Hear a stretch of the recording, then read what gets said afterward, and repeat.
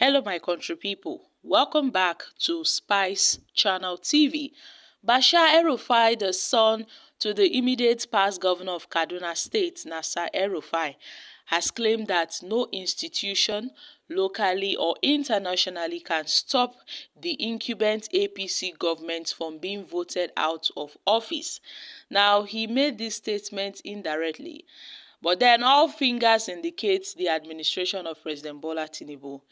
Bashir mentioned this in a series of tweets on Wednesday morning, maintained that even if President Bola Tinubu has the backings of the International Monetary Fund and the World Bank, the people of this country would still vote against him after the expiration of his first tenure, because nobody is too big to be elected out of office by the people. And this will definitely happen, according to Bashir El-Rufai, because it seems that some certain persons are already, planning some underground plans to make sure they unseat this government, most especially the northern politicians. And even IMF, the World Bank, cannot save this administration this time around. Although Tinubu may call himself the greatest political strategist, well, that one na for Lagos, no be for Nigeria. But then he did not mention names, so he did not mention names. But we know that he was referring to this President Bola Tinubu's administration. And Bashir's father, Nasir El-Rufai, was among one of the staunch supporters of President Bola Tinubu during the 2023 general elections. But things started to fall apart between them when the former governor's name was screened out of the ministerial list. We all know how the story went. His name was screened out. He did not, he was not called for screening because of some security concerns raised on his case, and thereby, leading to him opting out of the ministerial position. And yes, we have it. Even his successor, Obasani, had also lamented the huge debts he inherited from Nasir El-Rufai's government. He said the state is now left with few amounts, and it's not enough to pay salaries of workers in the state. The governor had made this known while addressing a town hall meeting at the late Umaru Musa Yar'Adua Hall in Kaduna, and he added that his administration inherited a total of 387 million, 58 billion, and 115 contract liabilities from the ex-governor. Despite this, he maintained his ground that he is yet to borrow money in the last few months of his administration, and noting that the huge debt burden was really eating into the state federal allocation. The governor has stressed that due to the raise in the exchange rate, he was paying back almost triple of what was borrowed by the administration of Nasir El-Rufai. But then this cryptic message by Bashir El-Rufai, has really sparked concerns amongst Nigerians, as this is a very cryptic message. He did not list or specify Tinubu's name, but we all know where he was driving to. We all know where he's actually driving towards this government. Now, I noticed that these northern politicians have been complaining about this Tinubu's administration, and these complaints is getting out of hands. Things were going wrong before this Tinubu's administration. During the administration of the former President Muhammad Buhari, things were already going wrong back then. But it was rare that we saw northern politicians complaining the way they are complaining in this Tinubu's government. This Tinubu's government is yet to clock 2 years.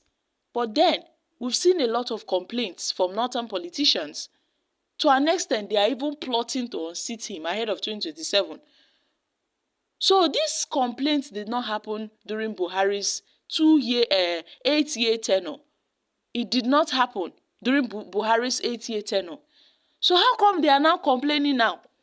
Is it now that they are realizing that this APC's government is out to, to finish the masses?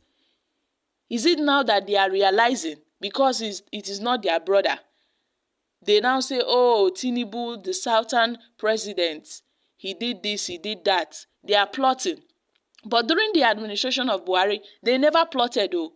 They never cooked up any agenda against him. They all supported Buhari despite his flaws, despite his failures, despite how corruption ravaged his government. They supported him. So why are they crying foul now? Because it's not their person. They are now going back to plot against Tinubu's government. Well, that is their own concern. But then we know that El-Rufai has eyes for the seat of the presidency. He has not hidden that fact for any day. We know that his eyes is always on, the #1 position in the country. But then, his relationship with President Bola Ahmed Tinubu is not stable.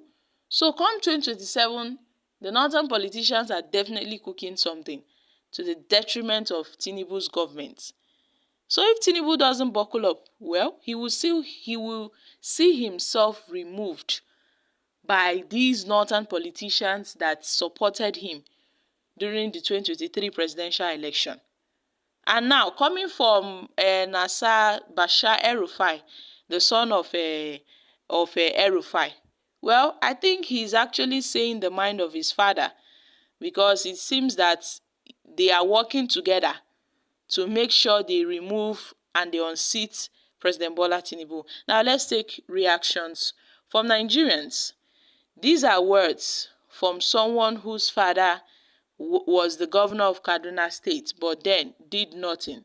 Okay, what can we say? Let's watch how everything will play out.